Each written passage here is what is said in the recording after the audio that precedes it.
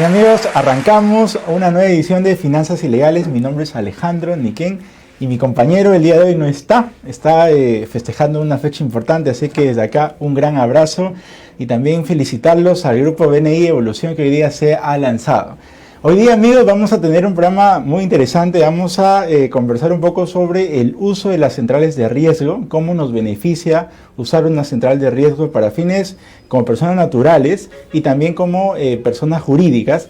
También hoy día, como siempre, nos visitan grandes invitados, nos visita del estudio Vertis, Rafael, que nos va a contar sobre los pasos a seguir para poder comprar o vender un inmueble.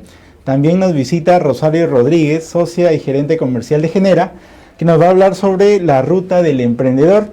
Y finalmente también vamos a tener la visita de Rodrigo de Pixel Corp, que nos va a hablar sobre su empresa de productos para discapacitados. Hoy día, amigos, también pueden escribirnos a través de la página de Finanzas Ilegales, al fanpage de Miraflores TV Digital y al WhatsApp al 967-231-109. Ya saben que este programa se da gracias al auspicio del Estudio Palomino, que los va a poder ayudar cuando tengan algún problema sobre alguna contingencia laboral, y también gracias a Genera Fondo de Inversión, que los va a poder ayudar con sus facturas para que puedan acceder a liquidez inmediata. Venimos tras unos breves auspicios y comenzamos con el bloque de coyuntura.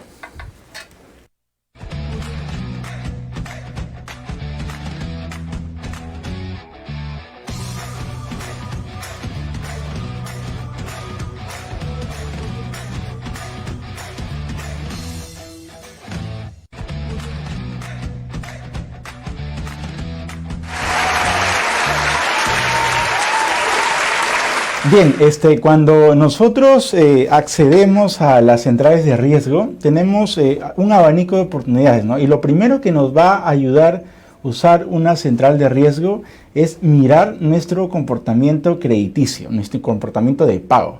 Eso nos ayuda para varias cosas. Vamos a empezar a ver cuáles son las opciones en el mercado para poder nosotros acceder a revisar nuestro comportamiento de pago.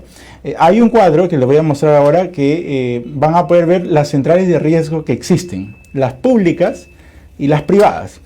Estas empresas públicas, bueno, privadas, principalmente operan tres, las cuales vamos a ver en el cuadro.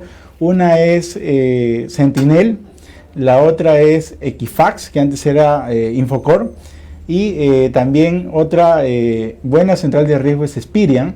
Estas son centrales de riesgo privadas. Pública tenemos una que es la SBS. La SBS es una opción para buscar cuál es nuestro comportamiento de pago, pero esta opción es gratuita. A cualquier persona puede entrar a la central de riesgo y puede buscar cuál es el comportamiento de pago que tiene cada uno. En el cuadro que les voy a mostrar, estas empresas están listadas y también encontramos en las opciones privadas la consulta gratuita donde cada uno puede revisar cuál es su comportamiento de pago. Por ejemplo, en ese cuadro van a ver que Equifax y Sentinel, uno puede entrar con su DNI a estas centrales de riesgo y puede consultar de forma gratuita cuál es el comportamiento de pago. Y también en la SBS uno puede entrar al portal de la SBS y también obtener esta información de forma gratuita. Vamos a ver en el caso de la SBS cuál es el proceso, ¿no? Cómo uno encuentra esta información. Entrando al portal de SBS, la opción de deuda, ahí está el link para que pueda ingresar. Uno al entrar a este link de la SBS puede acceder a información sobre el historial de crédito personal. Les va a dar ahí en ese cuadro dos opciones. Uno le da clic a la segunda opción. Al darle clic a esa información, uno va a acceder a otra información donde va a poder ya ver el perfil de la persona. En el siguiente cuadro, al entrar ya a la central de riesgo, lo que va a poder uno mirar es un semáforo. Y para poder entender qué información nos da la central de riesgo, lo primero que hay que saber es qué información nos da este semáforo, ¿no? Esta calificación que aparece en la SBS nos dice cuál es el comportamiento de pago que tenemos frente al sistema financiero. La SBS recoge información del sistema financiero. ¿Qué significa eso? Recoge información de los bancos, recoge información de las aseguradoras, recoge información de las empresas financieras no bancarias y recoge información de la AFP. Con toda esa información, la SBS tiene información sobre cómo nos comportamos respecto al pago a estas instituciones, ¿no? Entonces, toda esta información financiera del sistema financiero se centraliza en la SBS. Están obligadas a reportar cuál es el comportamiento de pago que tenemos nosotros. Luego que la SBS recoge esta información, lo que nos va a dar al nosotros hacer la consulta gratuita es ese semáforo que salió en el cuadro anterior, ¿no? En el semáforo va a aparecer rangos y calificaciones. Por ejemplo, cuando nosotros estamos en el semáforo verde, que es la calificación normal, eso significa que nosotros pagamos oportunamente nuestras obligaciones financieras, o sea, pago a tiempo, o tenemos un retraso máximo de 8 días. Eso es la calificación normal. Luego viene el CPP, que es cuando nosotros tenemos retrasos entre 8 días a 30 días, que eso ya es diferente, ¿no? Y va cambiando el semáforo. Luego en el semáforo sigue cambiando y viene la calificación deficiente, que ya es en amarillo, donde hay retrasos de 31 días a 60 días, que eso también significa que ya estoy empezando a tener problemas con el sistema financiero de retrasos. Y después viene la calificación dudoso, que es de 61 días a 120 días. Finalmente, que es la calificación, la peor calificación que uno puede tener, y es la de pérdida, ¿no? ¿Qué significa eso? Cuando yo tengo pagos con retraso mayores a 120 días. Entonces, ese semáforo lo que nos dice es cómo nosotros tenemos el comportamiento respecto a nuestros pagos, que son obligaciones financieras. Esa información es importantísima porque lo que va a decir esta información es cómo tú te portas respecto al comportamiento de pago.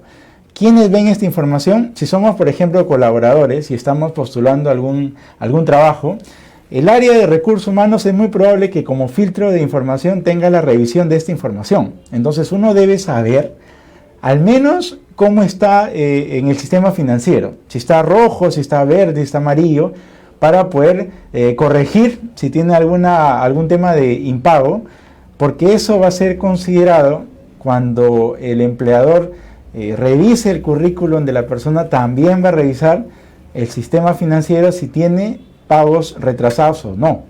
Ahora, si estás postulando a una empresa financiera, peor aún, ¿no? Eso es más crítico. Eso es por el lado de como empleado dentro de una empresa como colaborador, si estás en ese proceso de postulación. Luego, si es que uno está buscando algún tipo de crédito, ya sea un crédito vehicular, un crédito hipotecario de corto, mediano, largo plazo, también va a ocurrir lo mismo, ¿no? Esta información es observable, la pueden ver todas las empresas del sistema financiero y también empresas privadas. Si uno está postulando a un crédito vehicular, si está postulando a un crédito hipotecario, esa información la van a revisar, y si tu calificación es deficiente, dudoso, pérdida, incluso CPP, es muy probable que o el costo financiero sea muy alto o simplemente no te den el acceso al acceso a capital, no al financiamiento. Entonces esa es una razón importante para lo cual nosotros tenemos que cuidar nuestro historial crediticio. Luego, también si nosotros estamos alquilando, por ejemplo, un inmueble y la persona que nos va a arrendar el inmueble también puede revisar esta información y revisar si es que uno tiene un comportamiento de pago adecuado o no, para también evaluar si es que le da o no le da el alquiler a la persona. Entonces también es una información importante de cara a poder obtener algún servicio.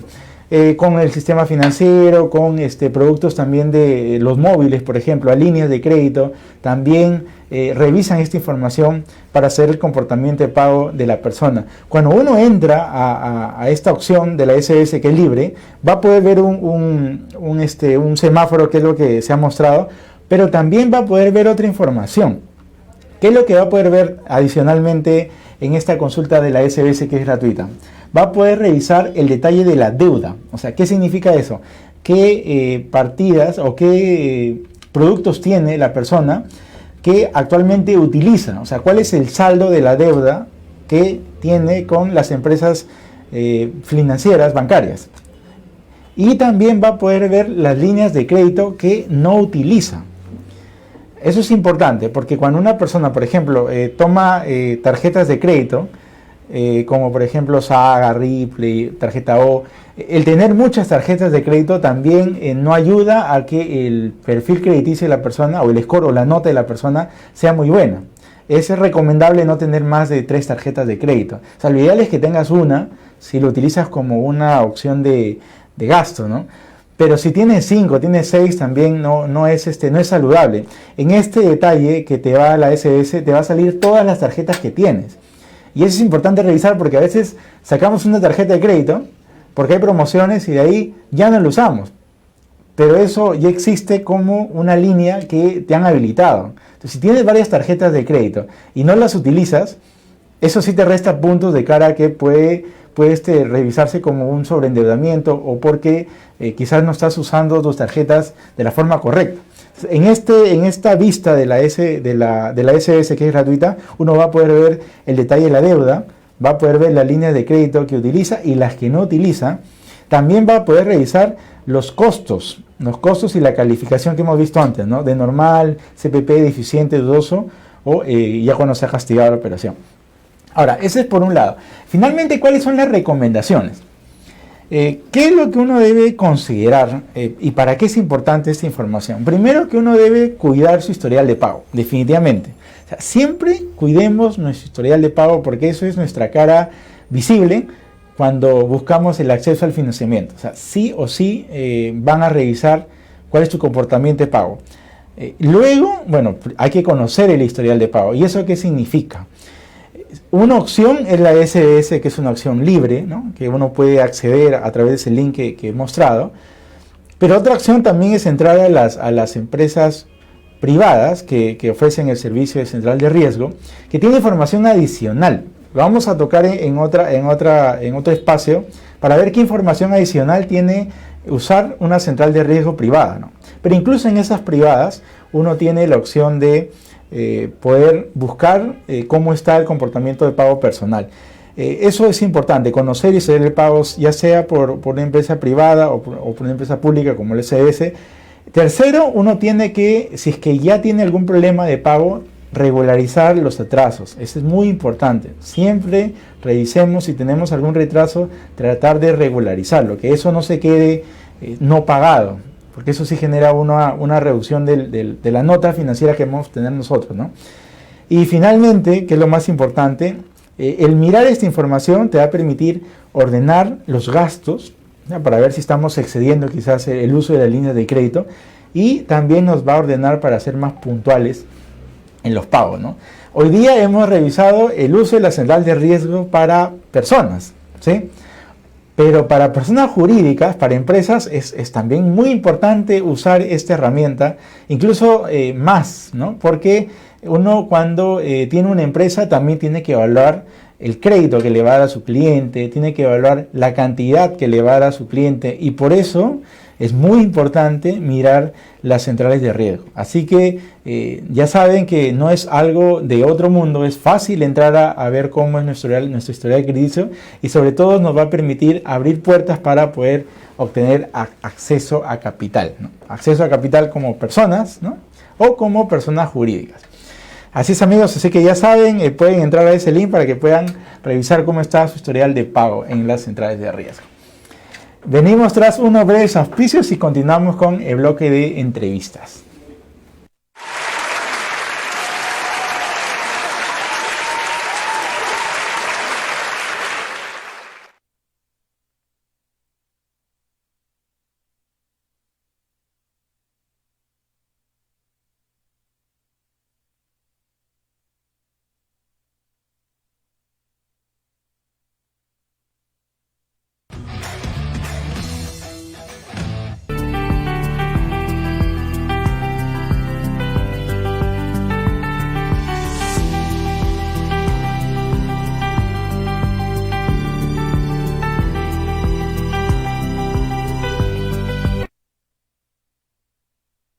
¿Sabes cómo denunciar los actos de acoso sexual dentro de una relación laboral?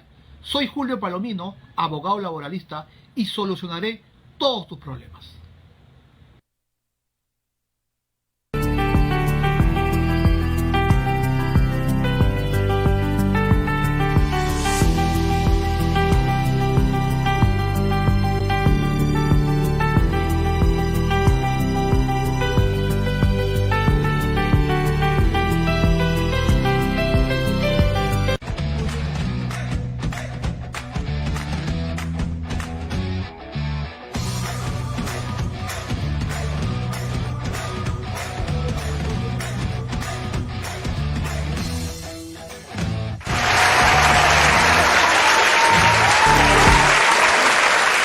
Bien amigos, continuando con el programa, hoy nos visita Rosario Rodríguez, gerente comercial y socia Genera, que nos va a contar sobre la ruta del emprendedor. Bienvenida Rosario al programa. Gracias Alejandro por invitarme a Miraflores TV Digital.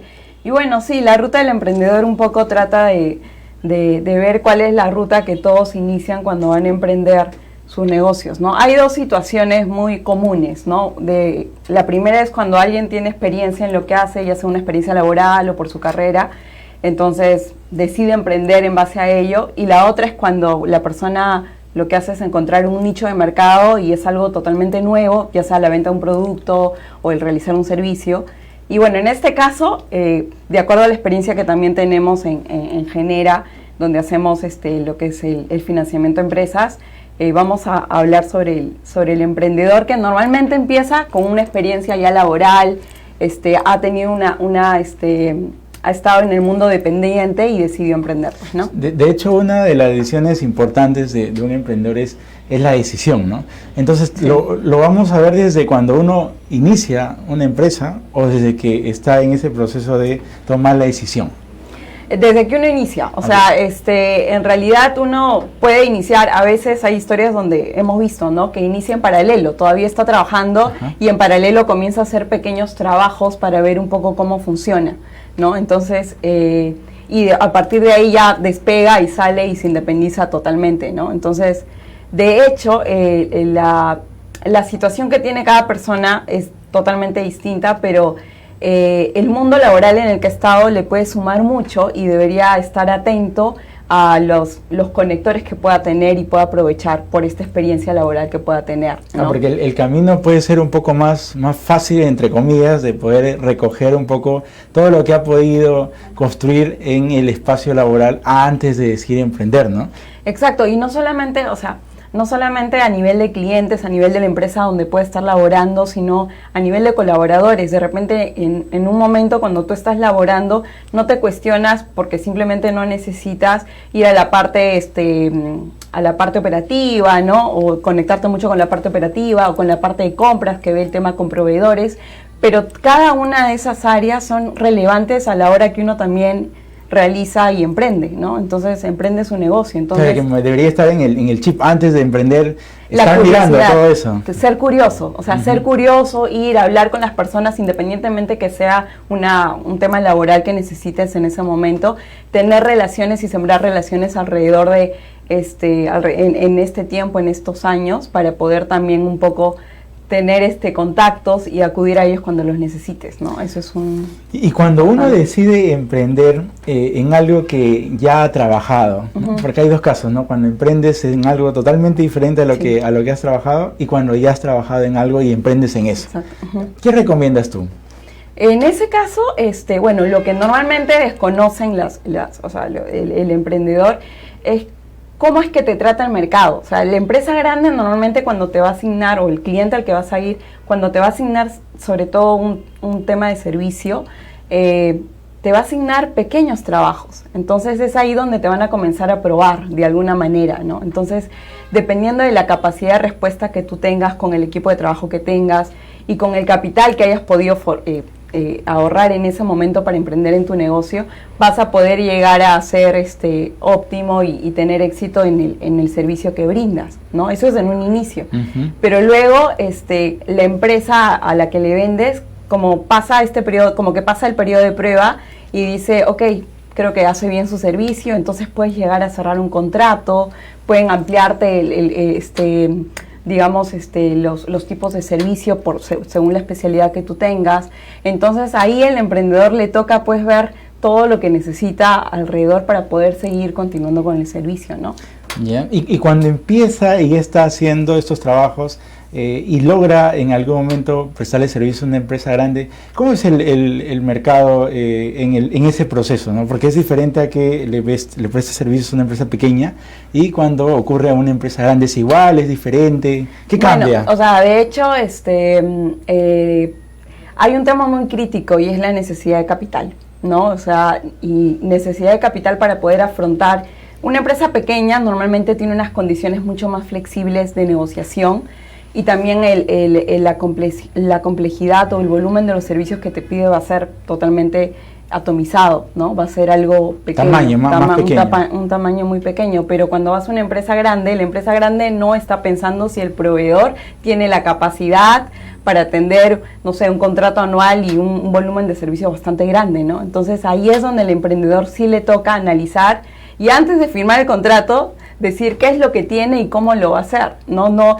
A veces les gana mucho la emoción, ¿no? Y ahí hay un factor muy importante que es la condición de pago también que tienen las empresas grandes o las medianas frente a un proveedor. Una empresa pequeña normalmente tiene una condición de pago de pago de las facturas muy flexible, muy a corto plazo, ¿no? Estamos hablando máximo, no sé, 15, máximo 30 días y eso es exagerando, ¿no? Claro. Porque la empresa pequeña entiende que el capital de trabajo, la caja de un empresario que empieza ¿no? es distinto. Yeah. Pero a nivel de empresas grandes o medianas es otra cosa, pues, ¿no? Y si el volumen cambia y el tamaño de operación cambia, eso implica que tenga un capital, ¿no? Implica que tenga un capital. Normalmente cuando uno decide emprender, lo que hace es, o sea, tienes un capital ahorrado. Ajá. Y ese capital lo pones a trabajar y tienes cierto volumen y cierta capacidad para atender a un cliente. Si es que tu cliente te pide un contrato o quiere firmar contigo un contrato que supera largamente esa capacidad que tú tienes actualmente, es mejor ir lento, ¿no? Y decir realmente cuál es tu capacidad y que no te gane mucho la emoción, porque lo que va a pasar es que no vas a tener cómo atender ese gran contrato que podría ser una gran oportunidad, pero ese crecimiento rápido a veces también te puede jugar en contra. Porque puede ser que la persona salga a emprender y como hace o va a emprender en algo que ya conoce, quizás tiene contactos con clientes grandes, ¿no? Exacto. Y si toma la decisión de prestarle servicios a empresas que quizás las condiciones de pago son más grandes, ¿es probable que tenga acceso al sistema financiero en sus primeros años? ¿Es fácil acceder a capital de trabajo? ¿Cómo tú has mirado? De acuerdo a lo que nosotros vemos, no. De hecho, una persona cuando inicia su empresa no cumple con un perfil crediticio que busca normalmente el sistema bancario. Entonces, lo que va a pasar es que va a tener que ver cómo va a atender esa necesidad de capital de trabajo. En este caso, si sus facturas, normalmente las empresas grandes, las medianas te pagan a plazos, entonces va a tener que ver cómo esa factura va a poder financiarla, ¿no? En este caso en mi caso nosotros, bueno, hacemos factoring y lo que hacemos es adelantar ese pago de financiamiento. Si es que el emprendedor conoce cuál va a ser su herramienta de financiamiento, porque lo primero que tiene que ser consciente es que de todas maneras va a necesitar financiamiento, ¿no? Porque ese capital que tenía inicial se le va a acabar. Entonces, tiene que buscar alguna fuente de financiamiento y actualmente en sus primeros años no es un perfil aprobado por el sistema tradicional para acceder a financiamiento, ¿no? Entonces, hay otra herramienta que es el factoring, donde adelantamos facturas. En general, eso es lo que hacemos y sirve como capital de trabajo para que pueda atender las operaciones que tenga en el contrato con su cliente, pues, ¿no? ¿Y qué pasa si aún así, sin revisar las opciones de acceso a financiamiento, se emociona y lo hace? Lo que va a pasar es que en el tiempo ese capital probablemente se acabe.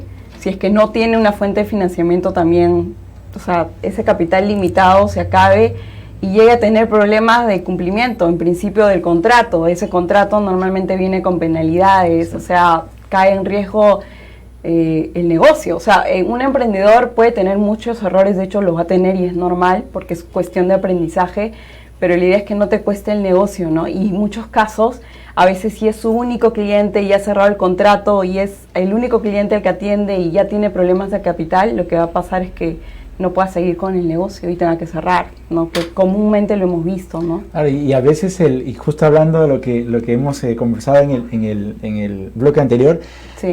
Si la empresa entra en problemas, la persona también, ¿no? Hay una correlación bastante alta, pues, ¿no? O sea...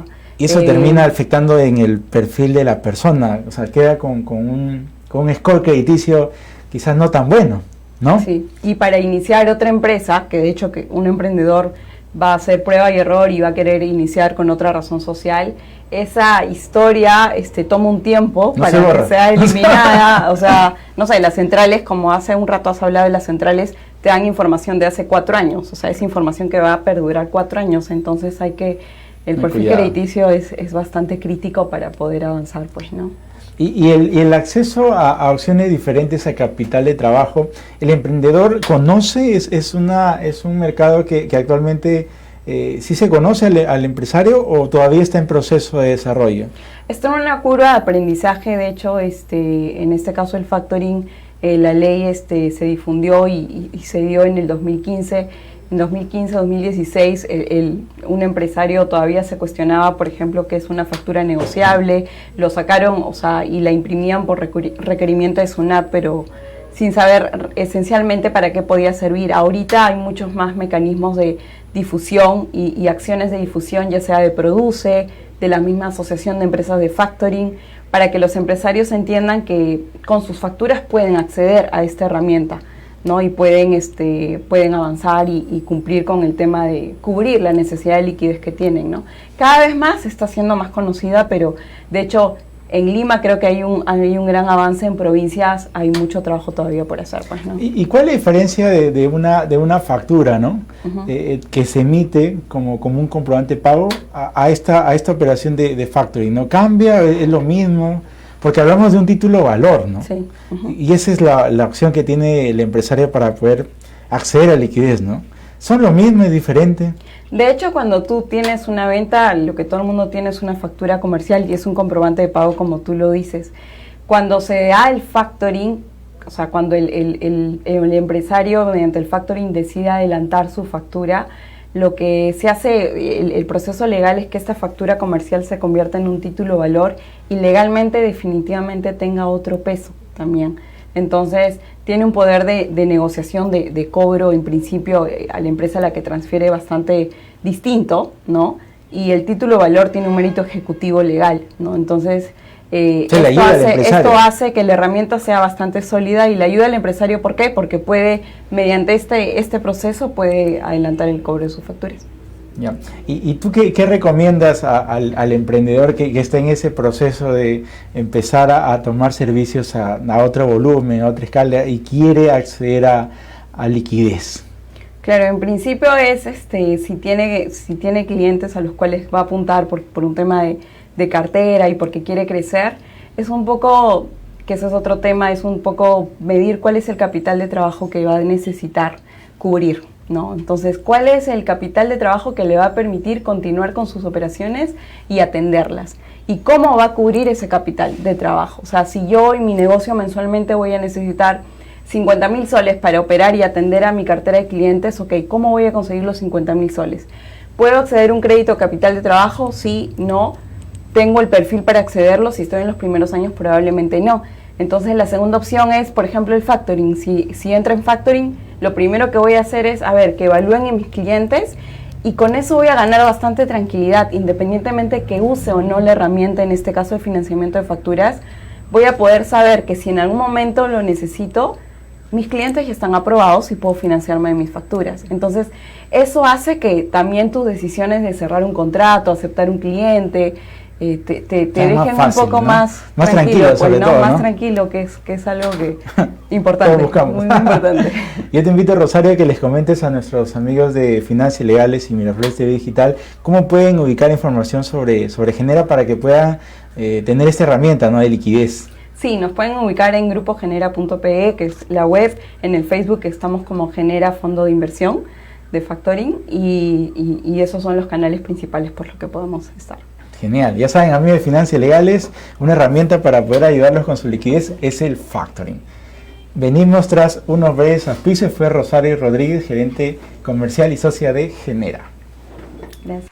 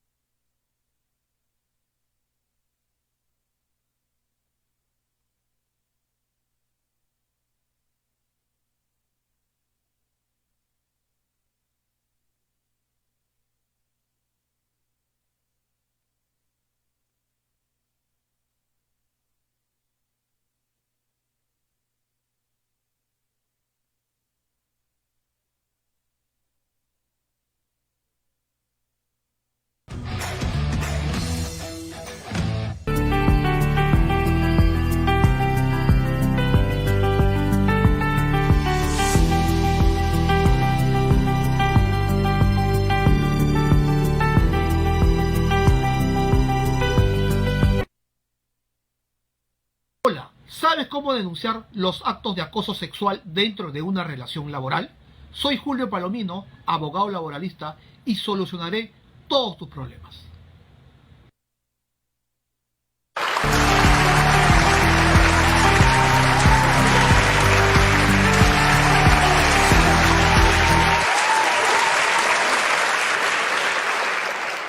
Y amigos, continuando con el programa, hoy nos visita Rafael Vertis, socio del estudio Vertis, que nos va a contar sobre cuáles son los pasos que nosotros debemos seguir cuando queremos comprar un inmueble o vender un inmueble. Muchas gracias por la visita, Rafael. Alejandro, ¿qué tal? Buenas noches. Muchas gracias por la invitación. Aquí estamos a tu disposición. Gracias, Rafael. El tema que planteas, en materia de la entrevista, es un tema muy actual, muy interesante. Las personas ahorramos años para poder acceder a una propiedad, a una vivienda propia. Sí, definitivamente es una de las decisiones más importantes que tomamos, quizás, ¿no? Así es. De comprar o vender un inmueble. Tener un inmueble es un proyecto de vida, Así es. ¿no? Entonces, las familias ahorran para llegar a ser propietarios de un inmueble. En muchos casos, endeudándose inclusive, Sí. ¿no? Y Entonces, toma su tiempo también poder adquirir ese activo, ¿no? así es un proceso. Entonces, lo que recomendamos los abogados antes de embarcarse en una compra es revisar los papeles, ¿no?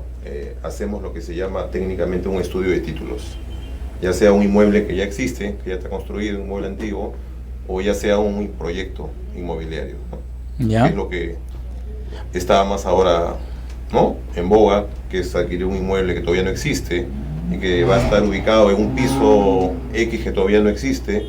Entonces ahí hay que tomar mayores seguridades, porque ese inmueble, que es de propiedad de la constructora, que muchas veces está hipotecado, grabado a favor de un banco, ¿no es tuyo, Cambia. ¿no? Entonces, Y en esa opción, Rafael, porque usualmente uno accede a esa opción porque el precio es menor, ¿no? Entonces correcto. es comprar algo que todavía no se ha construido para acceder a un precio más bajo, ¿no?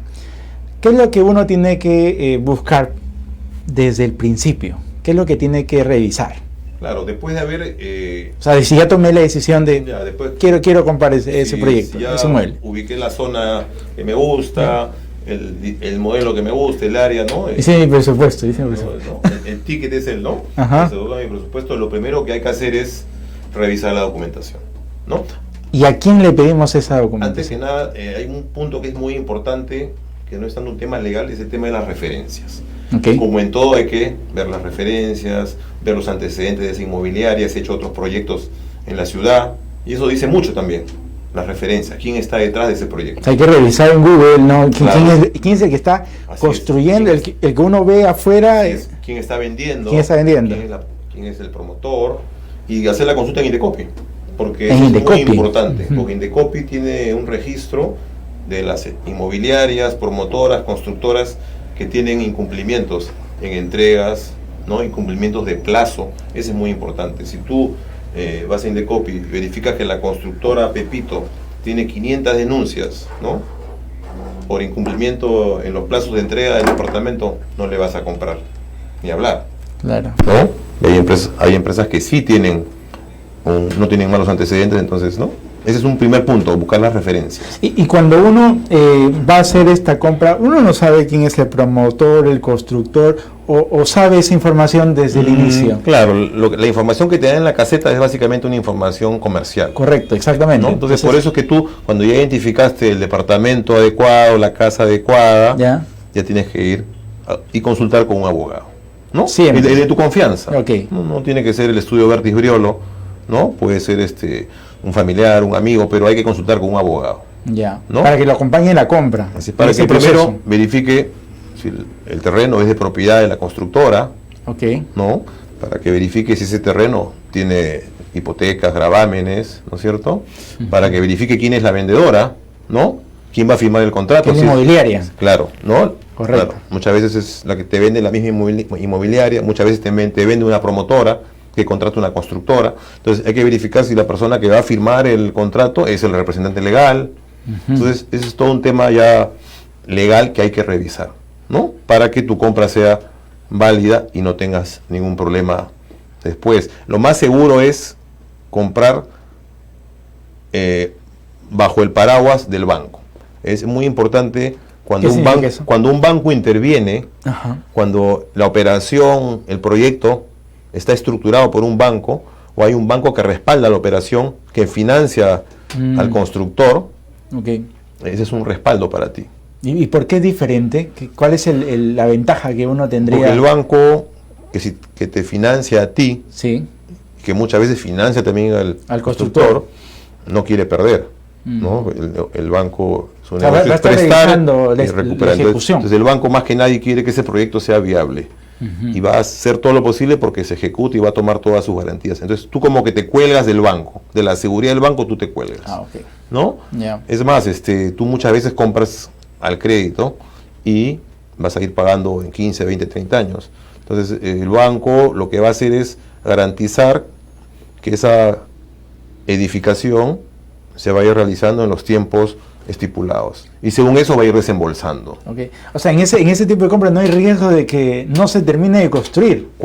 Claro, cuando un banco interviene, han habido casos, por ejemplo, porque definitivamente no es igual comprar un inmueble que ya existe que un inmueble que esté en proyecto.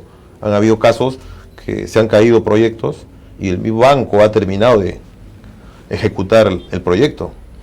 Porque el constructor salió corriendo por X temas. Okay. ¿No? Entonces con el banco tú minimizas el riesgo, ¿no? Eso es importante. O sea, hay una opción que es financiada la construcción con el sistema financiero, es una mejor opción, y la otra es con recursos propios. Con recursos propios. Cuando tú compras un inmueble con recursos propios tienes que tener más cuidado. Okay. Porque tú estás poniendo tus ahorros y el banco no te protege. El banco protege a los que compran, ¿no? Con crédito de ellos. Okay. ¿No? Es recomendable los pagos hacerlos a la cuenta que se llama recaudadora que tiene el banco para ese proyecto. Es más seguro. En el caso de que participe un banco. Claro, si el proyecto es estructurado con un banco, muchas veces lo que se acostumbra es que el banco abre una cuenta que se llama recaudadora. Entonces todas las ventas, todas las preventas, ¿no?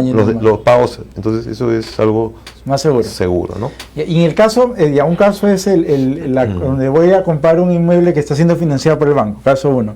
El caso 2 es que estoy yendo a comprar un inmueble que está igual en proyecto, donde no participe el banco. Ya, en el segundo caso, en lo cual no participe el banco, tú recomiendas ir acompañarlo con un abogado y revisar en Indecopi, ¿no? Claro, así es. Son importantes las referencias siempre. Para todo. Para médico, para abogado, para comprarte un carro. Claro, ¿no? siempre bueno referir para ver cómo es el comportamiento de los que están detrás, ¿no? A veces es más importante que el tema legal. Ok. Porque si hay detrás una buena marca, una buena compañía, eso te da seguridad, ¿no? Te da una tranquilidad. Si la constructora, la inmobiliaria, la promotora ha hecho 10 edificios en Lima, todos entregados, ¿no? Buenos edificios, ninguna queja en Indecopi, o mínimas las quejas, compras tranquilo, estás comprando con gente, estás tratando con gente seria. Entonces, un tips importante es que uno pregunte siempre si detrás de la construcción hay un banco que está haciendo la estructura. Así es. Lo otro es, hay que saber quién es el promotor, el constructor. Ver los antecedentes. Así es. Eso es el derecho de uno solicitarlo. Así ¿no? es, claro. La información es pública. Tú vas a Indecopi y te dan la información. Y se la puedes pedir también directamente al constructor. Ahora, el contrato es un poco complicado, ¿no? Si uno lo lee sin un abogado, ¿no? Porque son contratos más densos. Claro, como dice el dicho, zapatero a tu zapato. El contrato ya es un tema técnico, ¿no? Hay que revisarlo, es más, tú puedes corregir el proyecto que te presentan para la firma. No es bueno firmar a pie juntillas lo que te presentan. Hay que revisarlo, y en la práctica se ve que muchas empresas constructoras, inclusive grandes, aceptan tus observaciones y ¿no? O sea, lo pueden, no es una imposición. No es una imposición. No, los contratos son para que tú los revises, ¿no? Hagas tus observaciones y al final ambas partes de acuerdo lo firman. Entonces, eso tienes que revisarlo sí o sí. Hay cláusulas que son muy importantes, como los plazos de entrega. Ajá. ¿Desde cuándo comienza a contarse el plazo de entrega del departamento? ¿Cuál es la penalidad? ¿Qué penalidad hay si no cumple la constructora a entregar el departamento a tiempo? De la práctica se ve que las constructoras hacen contratos, se puede decir, muy cómodos para ellos en cuanto a plazos de entrega. Me ha pasado. Y muchas veces tenemos en la oficina consultas en las que vemos que el cliente no verificó. Ya firmó. Claro, ya tiene el contrato, te trae el contrato firmado y te dice ya pasaron 6 meses y no me entregan el departamento, ¿qué hago? Y revisas y verificas que el contrato establece un plazo de gracia, por decir, de 1 año adicional al vencimiento de la fecha de entrega. Entonces, no hay mucho que hacer. Ya. ¿No? Entonces, es importante consultar con un abogado Para ver antes de las cláusulas, porque es ¿no? tu inversión, es tu dinero. O sea, Claro. conozco gente que ha perdido la cuota inicial porque ya se han cansado de esperar y han tenido que renunciar a ese proyecto, buscar en otro lado, con otra constructora, y ver la manera de judicialmente cobrar esa inicial que dieron y que ven perdida porque el proyecto no camina, pasa 1, 2, 3, 1 año, 2 años y el proyecto no camina, por X razones, por más que haya habido un inicio en un banco. Y cuando ya uno está, o sea, ya firmó todo y se encuentra estos problemas, ¿es complicado poder cambiar la balanza o prácticamente Claro. es muy, muy difícil? Ya cuando estás en un tema de incumplimiento Sí. severo, Y- donde la constructora se sabe que ya está con problemas financieros graves, que han habido muchos casos en Lima, Perú, es un poco complicado recuperar tu dinero, ¿no? Ya la verdad que a veces no hay mucho que hacer, Ujú. a veces hay que hacer la cola nomás detrás de otros acreedores, como tú, proveedores, ¿no? Claro. El que le vendió el cemento, el fierro, están ahí contigo haciendo la cola. Entonces, por eso que es importante asesorarse bien, pedir referencias de antecedentes del proyecto del constructor o promotor, y una vez que eso está claro, bueno, hacer un buen contrato donde se establezcan penalidades en caso de incumplimiento, así como te penalizan a ti si tú no pagas, Claro, ¿no? claro. La inicial, la segunda cuota dentro de un plazo determinado, ellos también tienen que ser penalizados si no te entregan el departamento en la fecha acordada y cómo se obligaron a entregártelo, ¿no? Porque Las condiciones el tema de de entrega, ¿no? acabados también es muy importante, revisar el tema de acabados, cuáles son los acabados que va a tener el departamento, ¿no? Porque te pueden poner el contrato mármol de Carrara y te entregan otra cosa, entonces, ¿no? Sí, definitivamente. Cemento pulido, entonces ese es un incumplimiento que Hay que tener en cuenta. claro, así es, puede ser materia inclusive de una denuncia ante Indecopi, ¿no? Y sobre todo conociendo que es una inversión pues importante, el costo legal es necesario por el volumen y por el tamaño de Claro, la el inversión que costo uno está legal tomando, ¿no? es mínimo comparado A la inversión que con uno el está monto haciendo, de ¿no? tu inversión, de lo que está en riesgo. Claro. Es como una póliza de seguro tener un abogado, ¿no? Definitivamente, ¿No? definitivamente. O Está sea, bien. no puedes escatimar, gastar pues $500 por decir cuando estás comprando un inmueble de $500,000. No, ¿De qué estamos hablando, no? Definitivamente. ¿No? Yo te invito, Rafael, que les cuenten a nuestros amigos de Finanzas Legales y Merfresia Digital cómo pueden ubicar información sobre el estudio para que los pueda ayudar si están en ese proceso de esta toma de decisión tan importante, ¿no?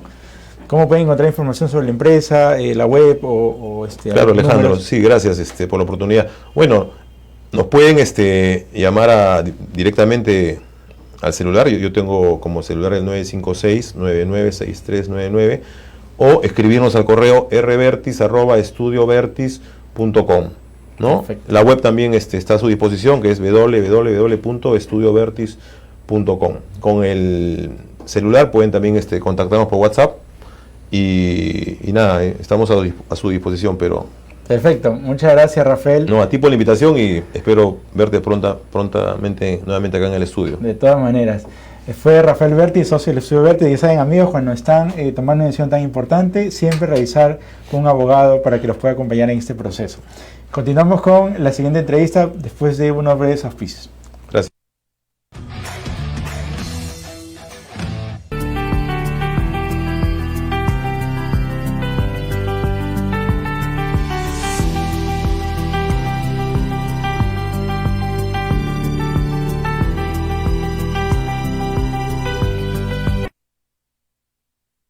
Hola, ¿sabes cómo denunciar los actos de acoso sexual dentro de una relación laboral?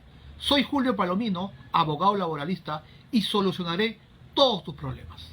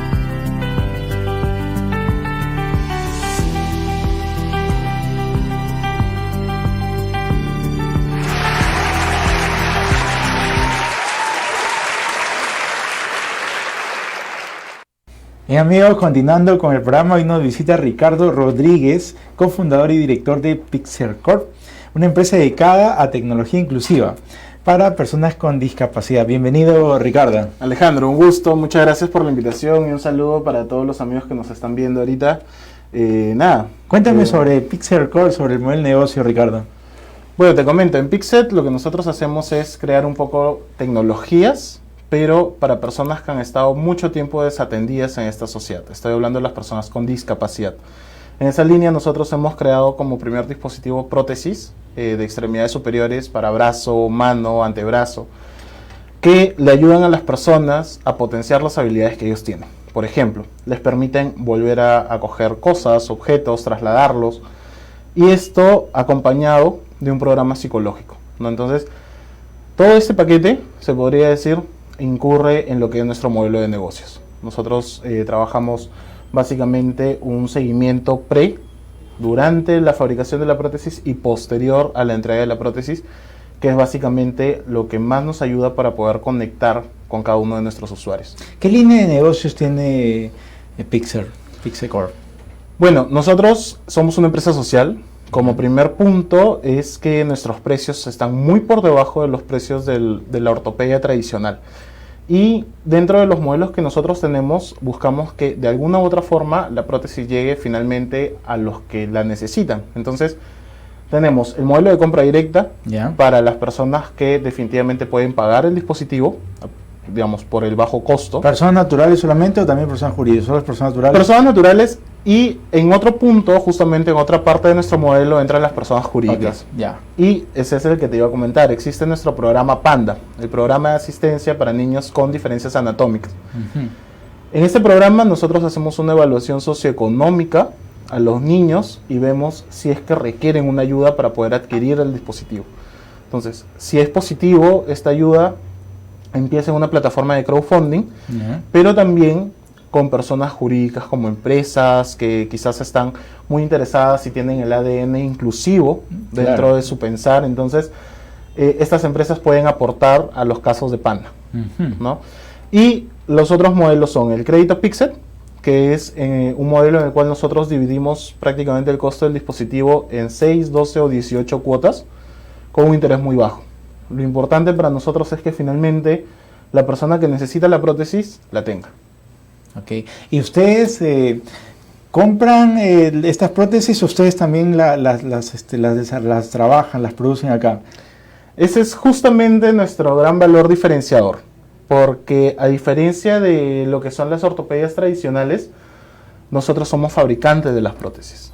Nosotros no seguimos con una cadena de distribución, que es justamente lo que genera el alto costo de las prótesis normales. Es decir, cuando, por ejemplo, una ortopedia X quiere vender una prótesis de la marca N, la marca N le vende al distribuidor regional, que puede estar en Brasil, en Colombia. Este distribuidor le vende al distribuidor local, que está acá en Perú, y este distribuidor local le puede vender a la ortopedia X.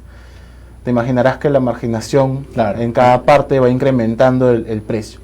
Nosotros no. Nosotros trabajamos las prótesis acá, en los centros de fabricación de Pixel, y eso permite que las prótesis sean exactamente a la medida de cada uno de los usuarios que nos solicitan un dispositivo. Ah, mira, y el desarrollarlo localmente, imagino que esto es un desafío, ¿no? Sí, justamente fue uno de nuestros primeros retos el lograr que las personas confiaran que habían peruanos que estaban desarrollando esta tecnología, ¿no? Muchos decían, ¿de dónde viene? ¿De Alemania, de Inglaterra? No, es fabricada acá en Perú. Entonces ahí empezaban como que, bueno, es peruano, es hecho en Perú. Pero un dato curioso es que ya nosotros entregamos prótesis en Brasil, hemos entregado prótesis en el mismo Estados Unidos, en Illinois fue la primera prótesis que entregamos a nivel internacional. Y poco a poco hemos ido exportando cada uno de nuestros modelos para distintos casos complejos que no lo pueden atender en algunos países, nos solicitan a nosotros que los diseñemos. Y Ricardo, ¿y los insumos para el desarrollo también se compra localmente o eso sí se importa?